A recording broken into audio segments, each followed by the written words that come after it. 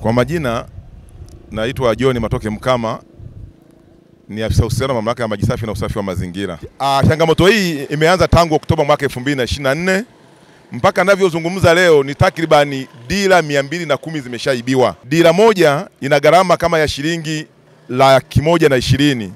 Kwa hiyo kwa dira 210 ni takribani milioni 25,200,000 zimepotea. Hiyo ni sehemu ya vifaa, lakini wakati wanaiba hizi dira wanaacha maji yanamwagika, lakini wanasababisha usumbufu kwa jamii. Kwa hiyo hasara ya wizi wa dira za maji ni kubwa sana na inazoofisha utoaji wa huduma, lakini pia ni hasara kwa wananchi.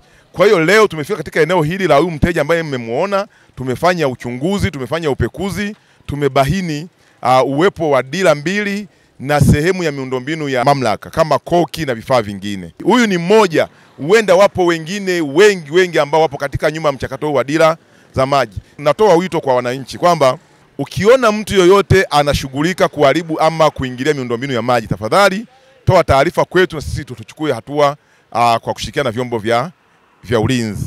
Sikuwepo. Aliyokileta sasa sijui kwa sababu aliyenunua kuna dogo yuko hapa. Ndio nimekuta amekinunua. Wamekuja kukagua hapa na niambia tukague, nilikuwa nimejiamini kweli najua hamna kila kitu. Kumbe alikuwa yako kwenye mfuko hapo nje hapo.